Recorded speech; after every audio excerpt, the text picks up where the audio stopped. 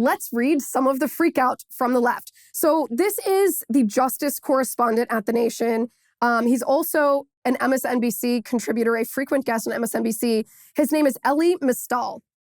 Now, before we begin here, before I got on the show, I generally read my research. So when there's a new name, meaning a name that I have just read and have not heard, I look it up for pronunciation, right? We all do that. We want to pronounce people's names correctly. And he's pronounced his name. He's told people how to pronounce his name before. Elie, that one's obvious. His last name is Stahl. You can think of it like the champagne crystal. And so now all I can think of when I see his name is this graduate of Harvard Law, who, by the way, has said before that he believes the U.S. Constitution is, quote, actually trash. All I can picture him is, he thinks of himself as this hoity-toity, elitist, intellectual, casually sipping champagne with his pinky extended. He thinks of himself as the upper crust better than everyone else. Elie Mystal. When in actuality, he's a racist. And what's worse than being a racist is he's actually advocating that his racism be institutionalized in our country. Listen to this Twitter thread, his absolute freak out over Elon Musk. This is what he writes. He said, "To me, the principal danger in the new Twitter overlord is that an impulsive, bad faith actor with a history of racial animus now owns messages to and from Black people that were intended to be private or quasi-private."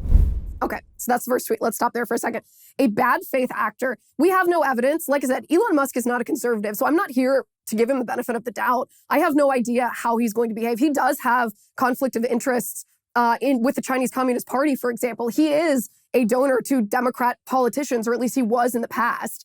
I have no reason to think that, or no reason to give him the benefit of the doubt in the generalized political sense. But to call him bad faith, there seems to be no substantiation for that. In fact, because he bought Twitter, he's now going to be targeted by the U.S. government for investigation. He is now going to be demonized by the media and by Hollywood and by the left, the Democratic left. He's probably going to be the subject of an attempted assault on his character and cancel culture. This assault on his character, this history of racial animus. Like, what? What are you talking about? What are you talking about? This is invented. So that insult is invented. This, of course, is the tactic of these radical leftists. If you don't have a substantial argument to make against somebody, facts to back up your insults and your slander, then resort to calling someone a racist. That's what Elie Mystal does here. He also says that he now owns messages to and from Black people that were intended to be private or quasi-private. He goes, "I know a lot of people, and journalists especially, are like me and use DMs for sourcing, for background conversations, and for market testing opinions before taking them live. In the future, Elon will own all of that. Do you trust him to protect your privacy?"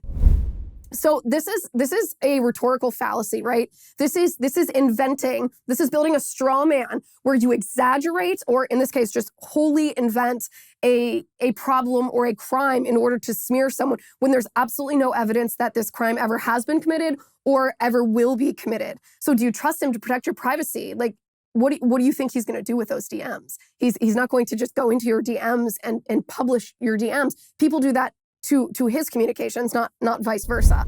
But Elie Mystal then, of course, brings race into it. He said, if you're white, maybe you can trust him. Maybe you implicitly can.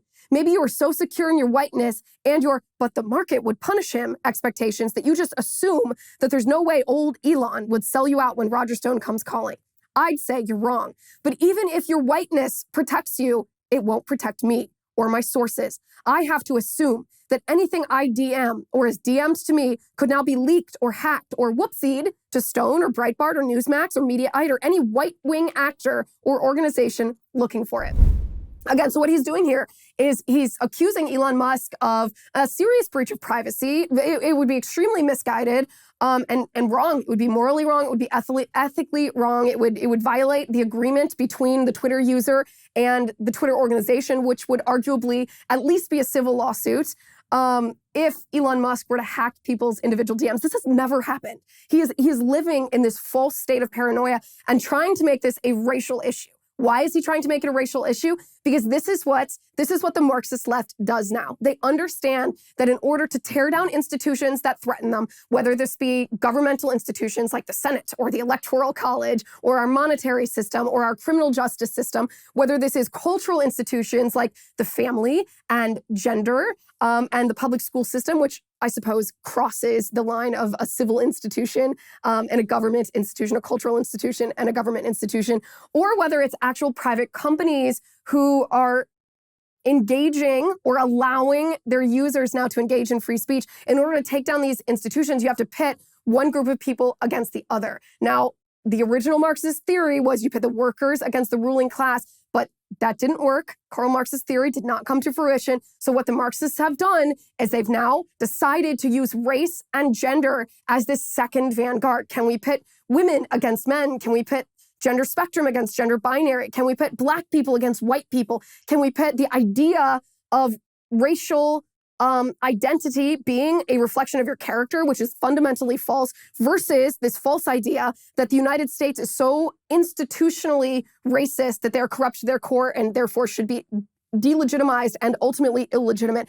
This is what Elie Mystal is doing. He's engaging in racialized Marxism. So then he says, put yourself in the mind of a racist. Imagine the worst thing he could do. Then imagine he'd do it.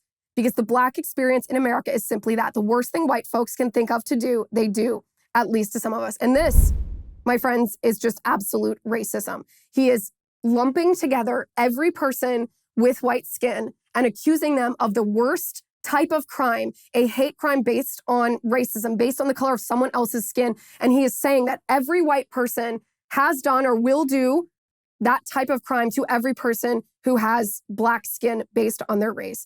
That's just racism. That's evil. That's an evil ideology. It's a divisive ideology. It's racialized Marxism, but it's also an individual ideology. So then he finishes by saying, so I can more or less keep on the public side of Twitter, or at least my objections to the public side are simply about creating content for Elon's web. But the private side, what I actually use Twitter for, can't do that anymore. Elon is too untrustworthy.